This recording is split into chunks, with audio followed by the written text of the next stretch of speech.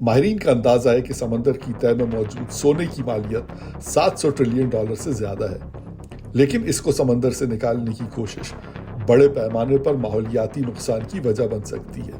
Deep sea mining یعنی سمندر کی تہہ میں کان کنی منافع بخش تو ہے، مگر متنازع بھی۔ سونے اور چاندی کے علاوہ کوبالٹ، مینگنیز، زنک، کاپر اور نکل کو بھی سمندر سے بڑی مقدار میں نکالا جا سکتا ہے۔ اس مقصد کے لیے جس گہرائی تک کھدائی کرنا پڑتی ہے، اس گہرائی میں موجود سمندری حیات اب تک انسانوں کی براہ راست پہنچ سے دور رہی ہیں۔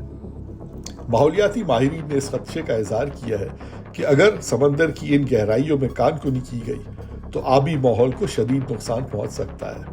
ماحولیاتی سائنسدانوں کے علاوہ ماہی گیری کی صنعت نے بھی خدشات کا اظہار کیا ہے۔ اس انڈسٹری کے ماہرین کا کہنا ہے کہ ڈیپ سی مائننگ اس زیر آب ماحول کو تباہ کر دے گی جس پر مچھلیوں کی مختلف اقسام انحصار کرتی آئی ہیں، اور اس کے فشنگ انڈسٹری پر بہت برے اثرات ہو سکتے ہیں۔ اس وقت ہر ملک کو یہ اختیار حاصل ہے کہ وہ اپنی سمندری حدود کے لیے خود قانون سازی کر سکے، مگر ڈیپ سی مائننگ جن گہرائیوں میں کی جاتی ہے وہ عام طور پر ممالک کی سرحدی حدود میں نہیں بلکہ انٹرنیشنل واٹرز میں ہوتے ہیں۔ یہ اقوام متحدہ کی زیر نگرانی میں ہے۔ ڈیپ سی مائننگ کے حوالے سے عالمی سطح پر بھی اختلاف پایا جاتا ہے۔ انٹرنیشنل سی بیڈ اتھارٹی وہ ادارہ ہے جو اقوام متحدہ کی طرف سے سمندر کے حوالے سے مختلف ممالک کے لیے قوانین بناتا ہے۔